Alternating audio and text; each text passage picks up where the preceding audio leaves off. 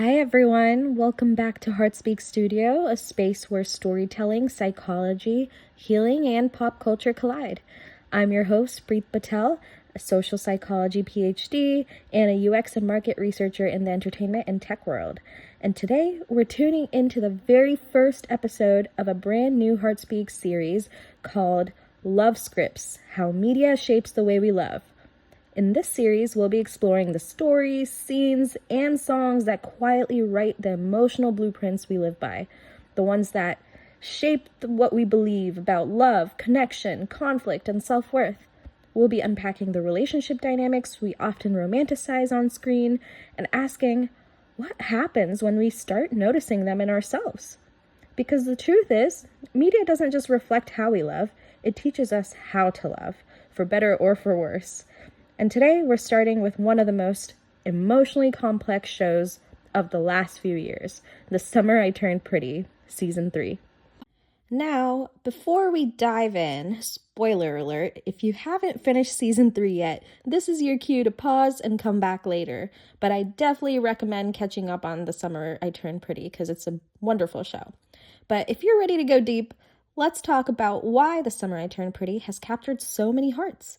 It's based on Jenny Han's book series and follows Belly, or Isabel Conklin, who spends her summers at Cousins Beach with her mom, brother, and lifelong family friends Conrad and Jeremiah Fisher, and their mom, of course, Susanna.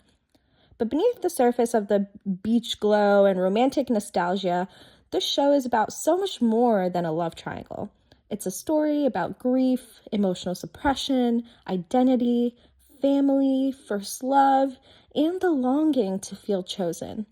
It's about growing up, not just physically, but emotionally, when everything you thought was safe starts to shift. And it's about how loss and love can coexist so tightly that we can't tell the difference between the two sometimes. Jenny Han has such a gift for writing soft heartbreak. The show feels like summer, warm, nostalgic, golden, but it's layered with grief, tension, and change. That emotional duality is what keeps people hooked. It's not just about who Belly ends up with, it's about how she learns who she is. Let's start with Belly. Across all 3 seasons, her biggest emotional conflict has been wanting to be chosen, but fearing what happens after she is. That fear of being loved and then abandoned drives so many of her choices. From a psychological perspective, Belly shows clear traits of anxious attachment. She craves closeness, but panics when she senses distance. She needs reassurance, but when it doesn't come, she spirals. Not because she's immature, but because that's what emotional insecurity does to the nervous system. And if we look closely, that pattern tells the story of her entire coming of age, not just in romance, but in identity. Before Paris, Belly's sense of self is completely tied to being chosen. Chosen by Conrad, chosen by Jeremiah, even chosen by her mother's approval. She's constantly trying to earn belonging, to hold the emotional center together for everyone, for her friends, her family, even the Fisher boys. Her relationship with Conrad and Jeremiah play into this, but what's most fascinating is what they reflect back about her. With Conrad, emotionally reserved, avoidant, hard to read, her anxiety gets activated. He mirrors her deepest fear of being unseen or unchosen. And with Jeremiah, who's open, expressive, affectionate, she feels, at least for a while, safe, seen, validated, wanted. But in both cases, Belly is still chasing the same thing: proof that she's enough. She overfunctions. She regulates everyone else's emotions while neglecting her own.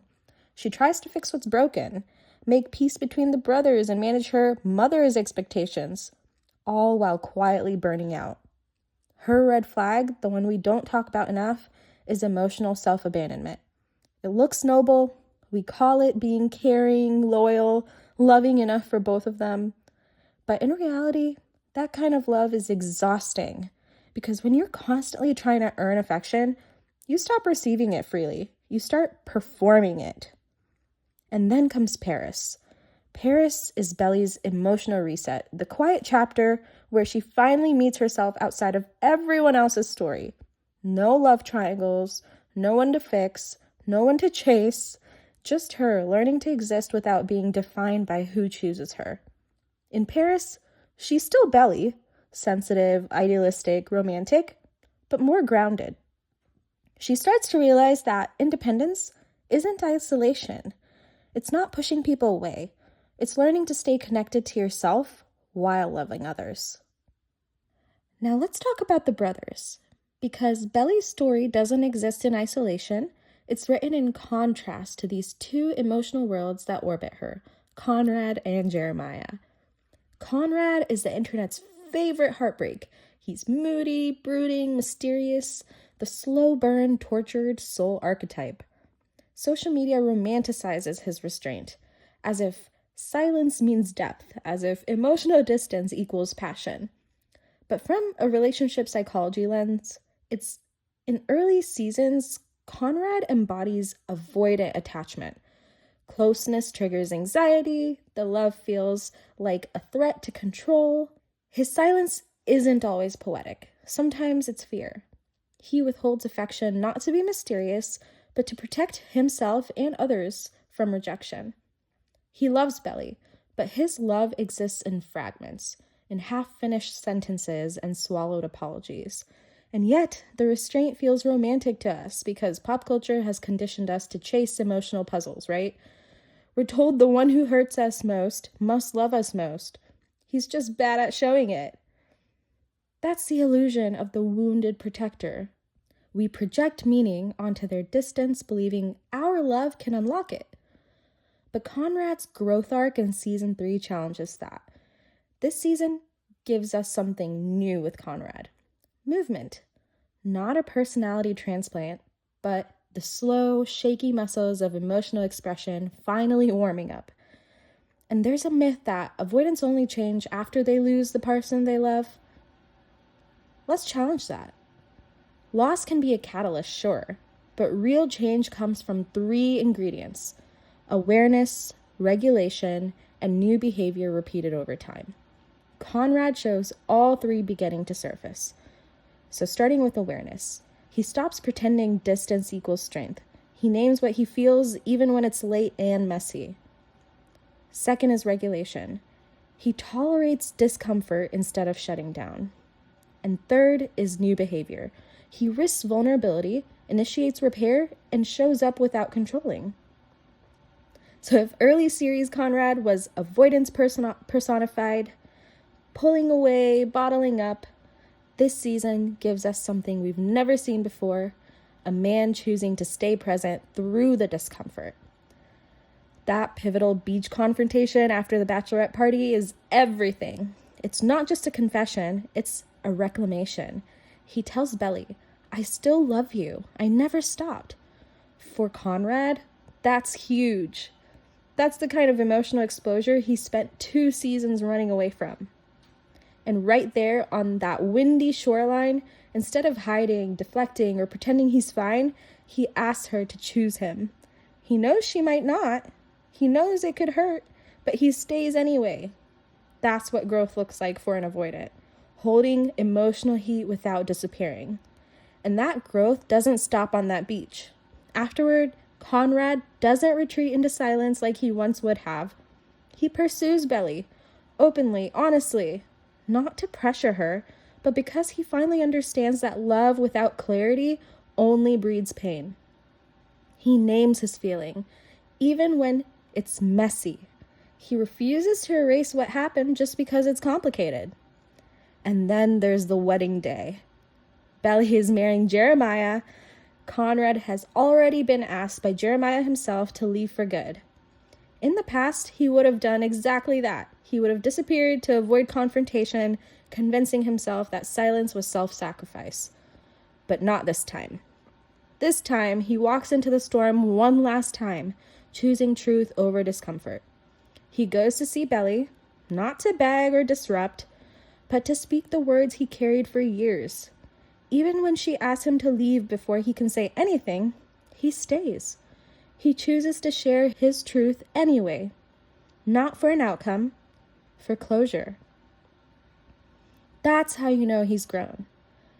He's no longer loving her in fragments. He's loving her in full sentences, and not for possession, but for peace. Because this time, he's not seeking to control the ending. He's seeking to free both of them from the weight of what went unsaid. That's Conrad's quiet revolution. He learns that real strength isn't in walking away before you can be rejected. It's in showing up, heart in hand, even when the ending might break you. His journey mirrors Belly's Paris growth, both learning to face what hurts, both finally choosing presence over avoidance. So by the time their paths cross again, it's not regression, it's integration.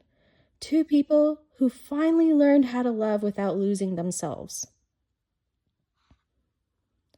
Then there's Jeremiah, bright, open, expressive, and endlessly available.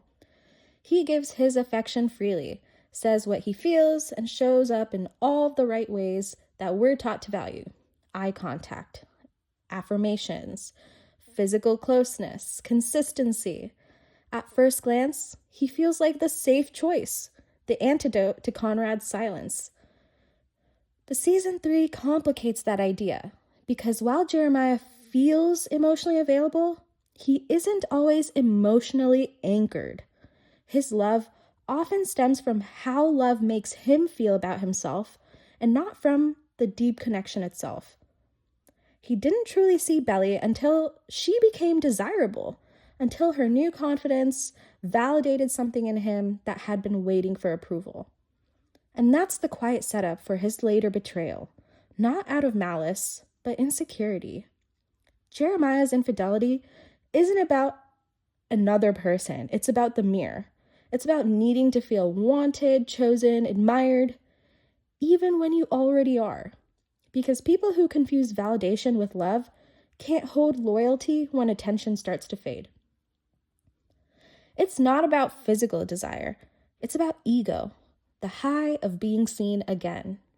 Jeremiah's I love yous come from real emotion, but unexamined emotion. He wants to be the good guy, the one who never causes pain, but deep down, he hasn't yet learned how to love without performing it.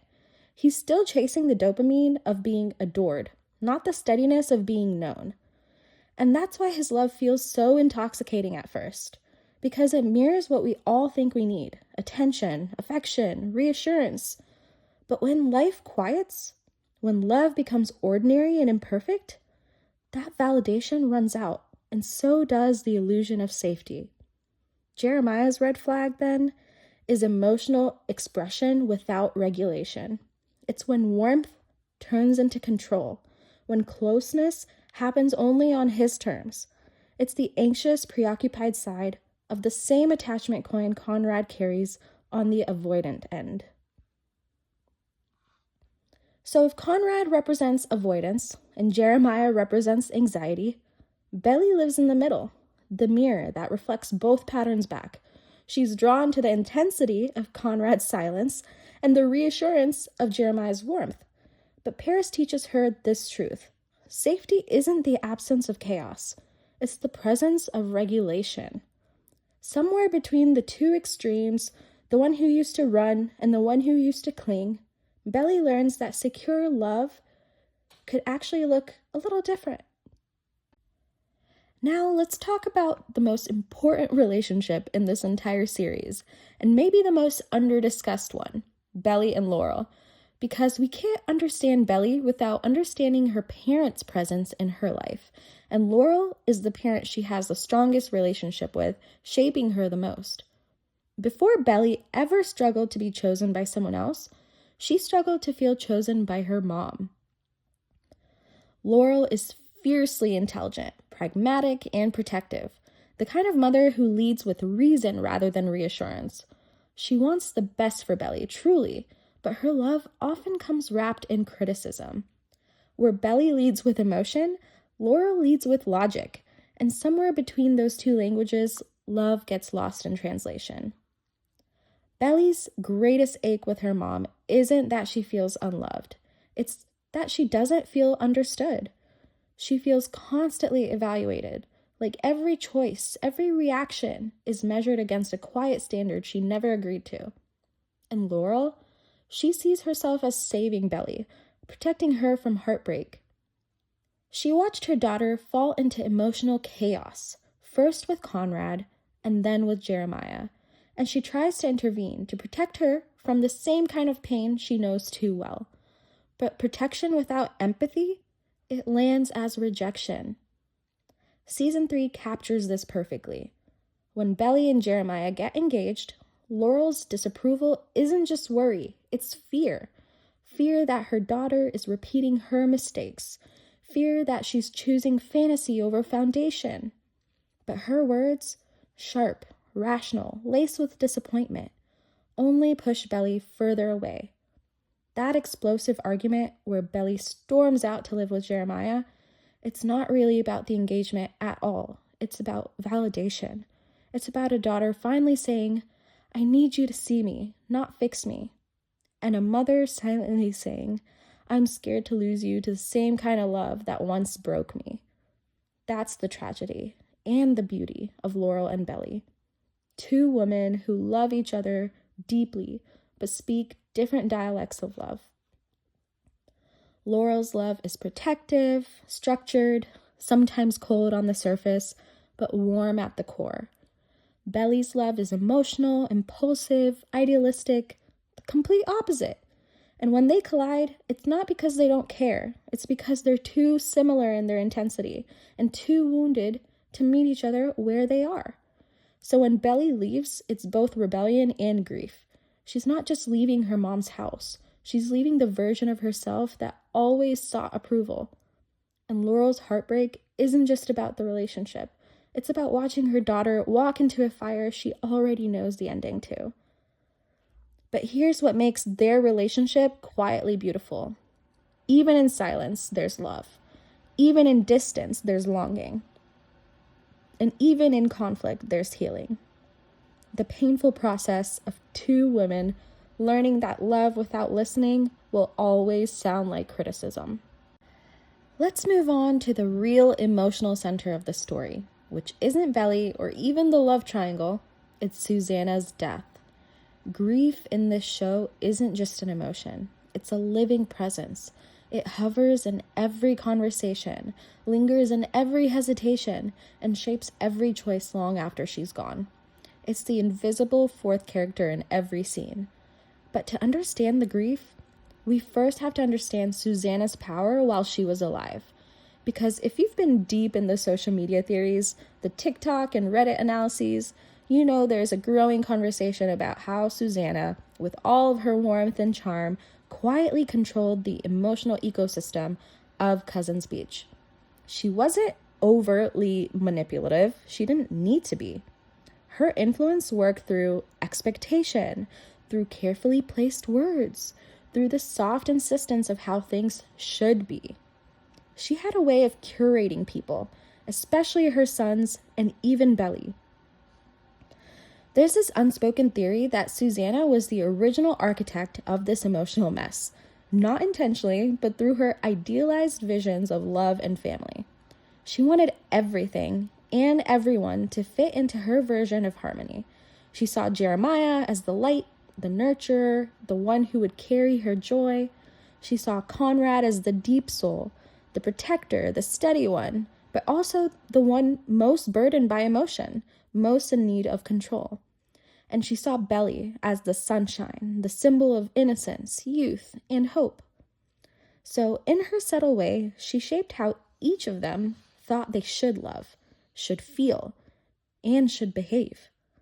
Jeremiah learned to be the golden boy, the one who stays happy no matter what. Conrad learned to hold it all in, the one who doesn't break because mom needs him to be strong. And Belly learned to perform peace, to be lovable, gentle, and healing for everyone else. So when Susanna died, those roles didn't just vanish, they solidified. Grief froze everyone into the emotional mold she left behind. Her absence became another form of control, an echo that dictated their guilt, their choices, and their inability to move forward. Conrad represses his grief just like he repressed his love, because that's what he was taught to do. Don't make it heavier for anyone else. Jeremiah performs optimism because he inherited the job of keeping everyone smiling, the light she needed him to be. And Belly, who loves Susanna like a second mother, internalizes everything. She tries to fix what's broken, not realizing that some grief isn't meant to be fixed, only felt. Grief psychologically isn't linear. It's disorienting. It doesn't just make you sad, it makes you regress. It brings out your oldest coping strategies, your childhood roles, your survival instincts.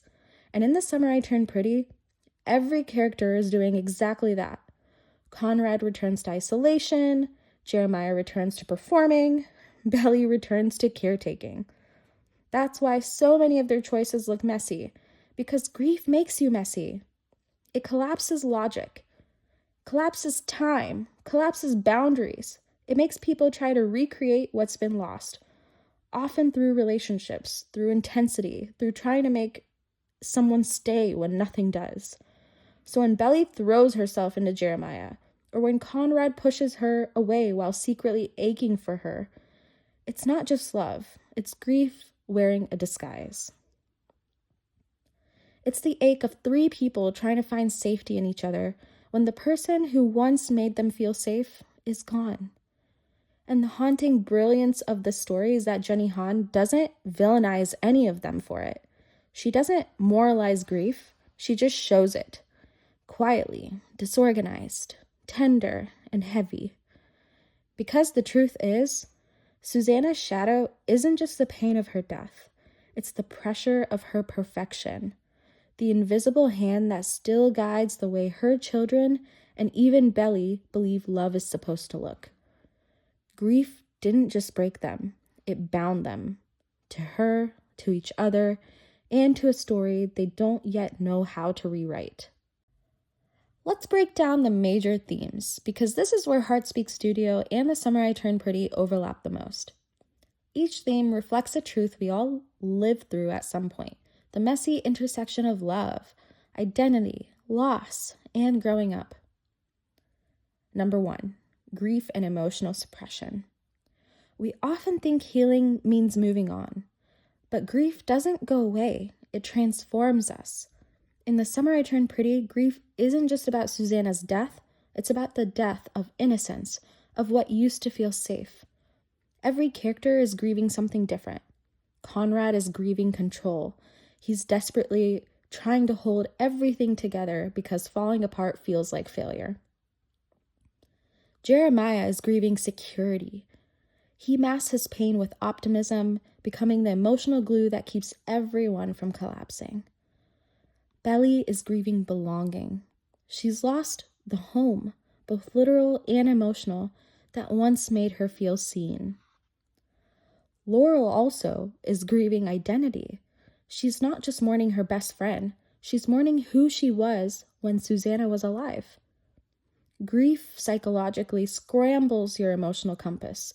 It makes you reach for old patterns that once kept you safe, even if they're unhealthy.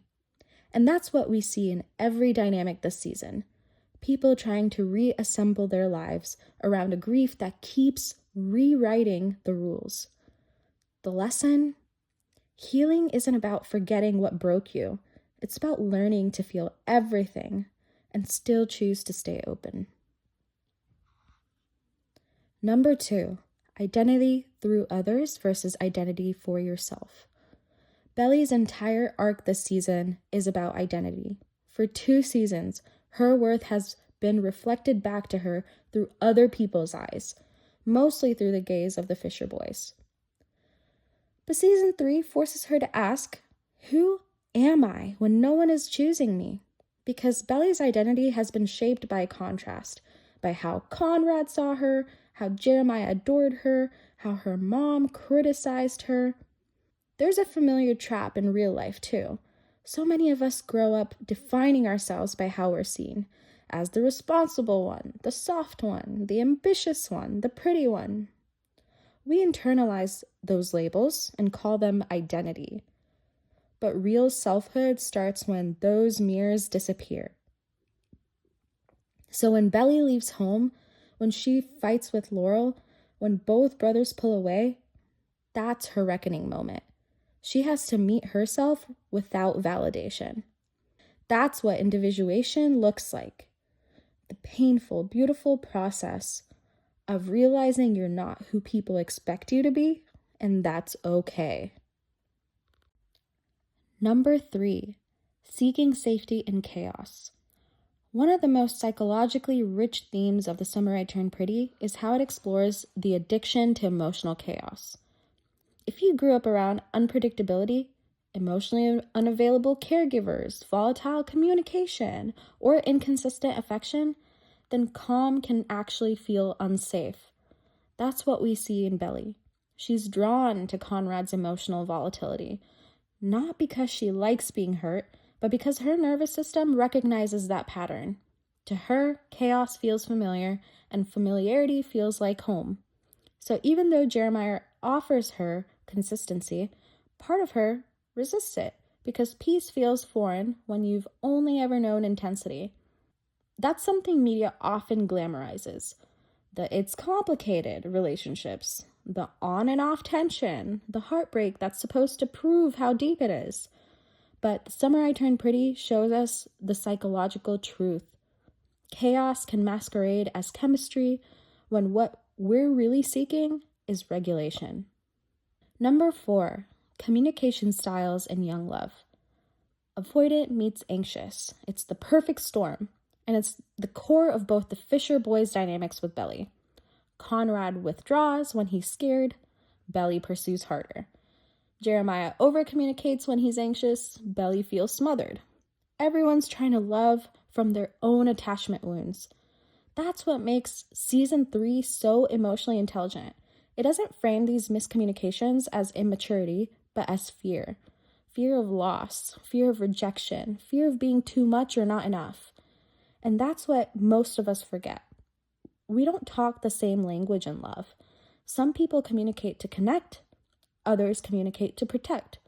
Until those languages align, love keeps misfiring. Number 5, emotional labor and invisible roles. Belly has been everyone's emotional anchor since episode 1. She carries her mom's grief, Jeremiah's fear, Conrad's distance, without asking who's carrying her. That's the quiet exhaustion we rarely talk about. It's what so many women are conditioned to do, to be the emotional anchor in spaces where others drift, to hold everyone's storm while pretending not to drown. But what's fascinating this season is how the same pattern echoes through Steven and Taylor's relationship, just in a different flavor. At first glance, Steven and Taylor seem like the most functional couple, full of banter, mutual attraction, and shared history. They both challenge and ground each other, they're honest, expressive, and they try. But beneath the playfulness is something deeper, a shared fear of rejection that keeps them trapped in an on and off cycle. Their relationship has been anything but steady. They break up and get back together, not because they've fallen out of love, but because the fear of being hurt keeps interrupting the connection. For Steven, the fear looks like pride. He hides vulnerability behind sarcasm and self-deprecation, a classic avoidance strategy. He's terrified of being too much or not enough, so he detaches before he can be rejected. For Taylor, it's anxious attachment in disguise, or fearful avoidant. She acts confident and fiery, but underneath that independence is the ache of wanting reassurance. She's afraid of caring more, of showing up first, of not being met halfway. So when they fight, it's not about who's right, it's about who feels safer. When they separate, it's not about lost love, it's about lost courage. That's the painful truth about many young relationships. They're full of mutual effort, but also mutual fear. And fear is what makes emotional labor exhausting when both people are still learning how to feel secure without losing themselves. Taylor and Steven love each other, but they're also mirrors for each other's unfinished emotional work. Their connection has genuine depth, but until both learn to regulate instead of react, the pattern will keep repeating. And that's what makes their storyline so valuable, because it's not just a subplot, it's a quiet reflection of the entire show's emotional thesis, that love doesn't just require effort, it requires emotional safety. And you can't build safety in a relationship when fear is still the one steering the wheel. Number 6, chemistry versus consistency. This is the eternal tension and the emotional thesis of the show. Do we choose passion or peace? Intensity or stability? The spark or the steadiness? Earlier, Belly thought chemistry was connection. Conrad's intensity, Jeremiah's attention. They both lit her up in different ways. But Paris shifts that. She learns that peace isn't boring, it's sustainable. Conrad's growth proves it. His confession, his honesty, his willingness to stay, even when it hurts. It's chemistry with consistency. And Jeremiah's arc reminds us that expression isn't enough without anchor. That's what love looks like when you finally grow out of survival mode. It's still passionate, but it's also safe. It's no longer about being chosen, it's about choosing to love each other well. That's the heartbeat of The Summer I Turned Pretty. It's not just about first love, it's about learning the difference between what excites your nervous system and what actually regulates it. Because only when you find that balance can love really last. All right, let's talk about what's coming next. Because if you're anything like me, you probably screamed when Jenny Han announced the movie adaptation. We've lived with these characters for 3 whole seasons, watched them unravel, rebuild, and finally start to grow up. And now we get to see how that story translates to the big screen. Season 3 already gave us one of the most transformative arcs in Belly's story, her season of independence. After years of being defined by love triangles, family expectations, and emotional chaos, we finally see Belly alone, really alone, in Paris. And that was such a pivotal shift, because Paris wasn't just a new location, it was a symbolic reset. It represented the emotional distance she needed from the Fishers, from Laurel, from her own guilt, to start meeting herself outside of who she was to everyone else. The Belly we saw in Paris wasn't chasing affection anymore. She was walking through museums, journaling, exploring new relationships, and just being chosen. That solitude was radical for a character whose identity was so entangled with being chosen. In many ways, Paris was Belly's emotional graduation.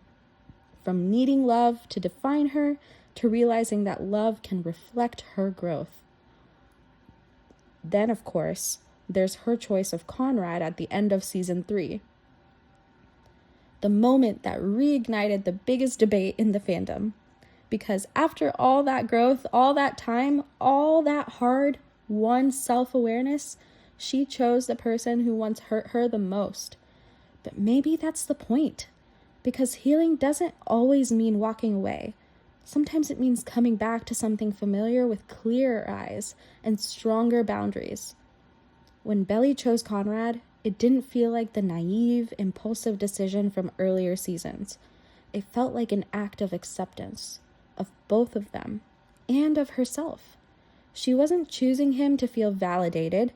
She was choosing him because she had done the work to know who she was with or without him. Psychologically, that's a massive shift. It's the difference between attachment-driven love and self-aware love. Because she needed him to fill her emotional gaps. Now, hopefully, she can stand beside him as an equal, not as someone needing to be rescued or reassured. And Conrad, he wasn't the same either. This season showed us a version of him who didn't just feel deeply, he acted differently. He changed his flight to Paris not to chase a fantasy, but to fight for something real, to show up for the girl he's loved all along. And for the first time, he didn't hold back. He and Belly shared a night together, not as confused teenagers, but as two people finally brave enough to stop hiding from what they feel. But what made that moment powerful wasn't just passion, it was vulnerability. Afterward, Conrad didn't pretend it meant nothing. He asked the hard question, what does this mean for us? And that question wasn't about control, it was about clarity. He wanted to understand, not pressure. He wanted to fight for her with everything he had, while still honoring her right to choose. And when Belly, still unsure and guarded, said she couldn't do this, that she needed space, he didn't shut down like the old Conrad would have. He didn't use silence as a shield. He listened. He validated her feelings. He respected her boundary. That moment, that quiet, painful pause where he leaves after she asks him to, that's growth. Because love, for him, no longer meant possession. It meant presence. He wasn't trying to rewrite the past. He was trying to give both of them peace. And when you think about it, this was the same boy who once believed disappearing was the only way to protect the people he loved. But now he's the man who stays long enough to say what's true, to take accountability, and to let go without resentment.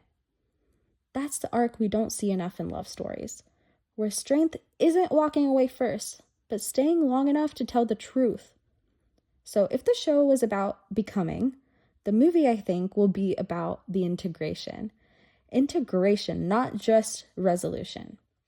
I want to see the Paris version of Belly in a relationship, anchored, grounded, still her own person.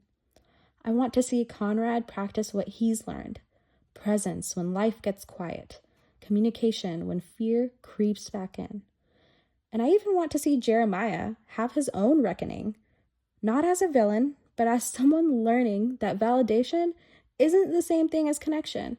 And we start seeing that a little bit in the last parts of season 3. I hope the movie captures that blend of cousins' nostalgia and Paris maturity, the bittersweet glow of growing up and coming home as a different version of yourself. I'm also excited and admittedly nervous to see how the movie captures the tone that makes this story so special, that bittersweet mix of nostalgia and growth, that warm, melancholic glow of Cousin's Beach colliding with Belly's quieter, wiser energy from Paris, because the Paris arc represented expansion, the world beyond the beach, beyond heartbreak, beyond the small ecosystem of her past.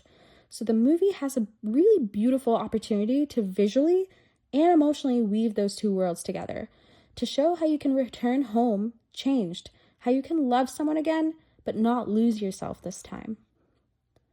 And of course, I hope they give more space to Laurel and Susanna's legacy, because that relationship still haunts every storyline. Susanna's presence still lingers in every look between Conrad and Belly, and Laurel's protectiveness, her grief, her disapproval, her struggle to trust her daughter's choices, all stem from her own version of love and loss. I want to see that unpacked in the movie, how mothers influence the way daughters love, how grief gets passed down like an emotional inheritance, and how forgiveness between parent and child becomes part of growing up. So while season 3 ended with Belly choosing, I think the movie will ask the deeper question. Now that she's chosen, how will she love differently? Because independence doesn't end when you fall in love again. The real test is whether you can stay rooted in yourself once you're back in a relationship. And that's what I'm hoping that movie explores. Not just the resolution of a triangle, but the evolution of a girl who finally learned that the point of first love isn't to stay in it forever. It's to learn how to love again, this time from wholeness. If the series showed us what it means to lose yourself in love, then maybe the movie will show us what it means to find yourself through it. And that, to me, is the most beautiful kind of ending. So if you've ever found yourself torn between two versions of love, one that feels intense and one that feels safe, this story will hit you in the heart. Because The Summer I Turned Pretty isn't really about choosing between the two people. It's about choosing between two selves, the one who chases validation and the one who finally feels at peace in her own skin. The story's message has never been about romance alone. It's been about integration, about how real love begins when you bring your most authentic self to the table. Not your fantasy self, not your wounded self, but your evolving self. And that's what HeartSpeak Studio and this series, Love Scripts, How Media Shapes the Way We Love, is here to explore. We're here to look at the stories we've internalized, the relationships we've idolized, and ask ourselves, what have these stories taught me about love? And do I still believe them? Because awareness is the beginning of transformation. It's how we stop living love stories written for us and start writing the ones that actually fit us. Thank you so much for joining me for this first episode of Love Scripts, How Media Shapes the Way We Love. If this conversation resonated, if you saw yourself in Belly's journey or in Conrad's distance or even Jeremiah's yearning, I hope it reminded you that love is rarely black and white. It's layered, it's confusing, it's human. And sometimes the version of you who once settled for emotional chaos becomes the version who now protects her peace. And that's growth worth celebrating. Share this episode with someone who's learning to choose themselves again. Someone who's learning that love and independence don't have to be opposites. They can coexist beautifully. And don't forget to subscribe, leave a review, and follow along for future episodes as we continue unpacking the media that moves us and the emotional lessons it leaves behind. Be gentle with your heart, and remember, real love starts with knowing yourself first. Until next time, take care of yourself. You're worth the work.